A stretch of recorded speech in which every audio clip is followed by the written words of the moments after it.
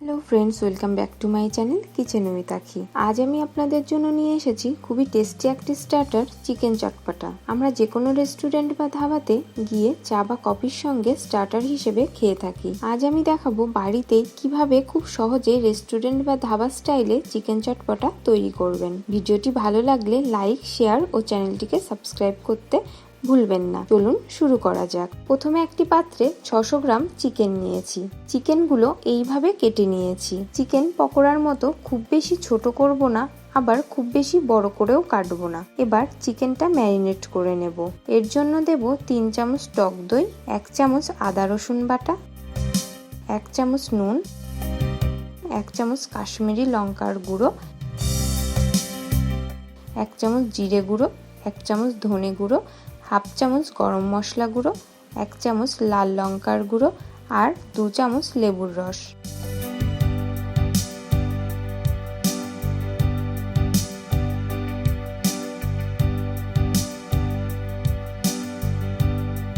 এবার চিকেনটাকে সমস্ত মশলার সঙ্গে ভালোভাবে মাখিয়ে নেব।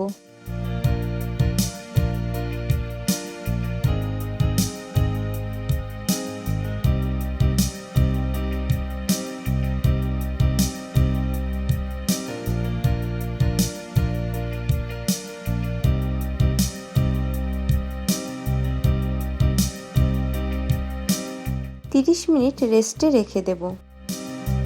যতক্ষণ চিকেনটা ম্যারিনেট হচ্ছে ততক্ষণ একটি বাটিতে মশলা অনিয়ন বানিয়ে নেব। একটি পেঁয়াজকে গোল গোল করে কেটে নিয়েছি। এবার দেব 1/4 চামচ লঙ্কার গুঁড়ো ও হাফ চামচ চাট মশলা। বাটির ওপর একটি প্লেট রেখে বাটিটা ঝাঁকিয়ে মশলাগুলোর সঙ্গে পেঁয়াজটা ভালোভাবে মিশিয়ে নেব। তৈরি আমাদের মশলা অনিয়ন। 30 মিনিট পর ম্যারিনেট চিকেনের ওপর দিয়ে দেব একটা ডিম, 2 চামচ কর্নফ্লাওয়ার, 3 চামচ বেসন।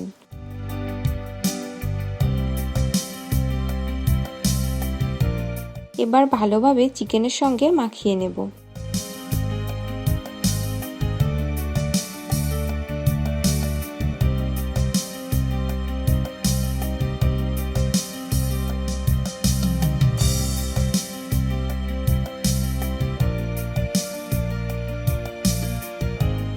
এবার ফ্রাই করার পালা। কড়াইতে তেলটা গরম হলে চিকেনের টুকরোগুলো এক এক করে দিয়ে দেব।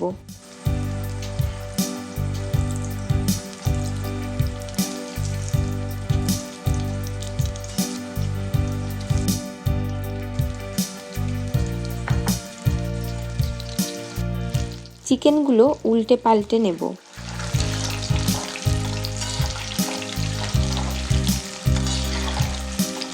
প্রথমে মিডিয়াম হিটে 4-5 মিনিট ভেজে তুলে নেব।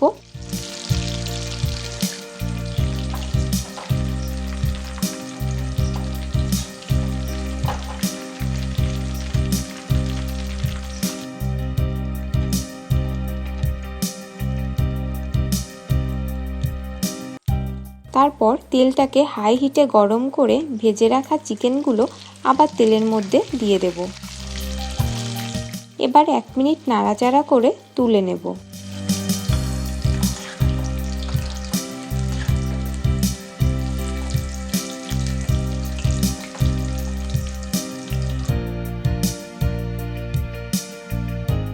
এবার একটি পাত্রে নিয়ে নেব 3 চামচ টমেটো সস।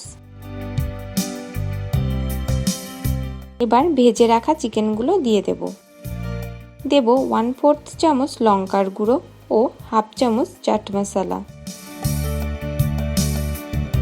এবার একটি প্লেট নিয়ে ভালোভাবে মিশিয়ে নেব।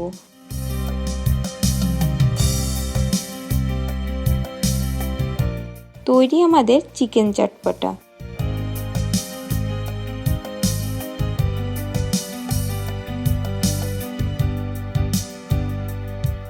এবার চিকেনের টুকরোর উপরে মশলা অনিয়ন দিয়ে সাজিয়ে ওপরে একটু লেবুর রস ছড়িয়ে এইভাবে কাঠি দিয়ে গরম গরম পরিবেশন করুন। ভালো লাগলে কমেন্টে জানাতে ভুলবেন না।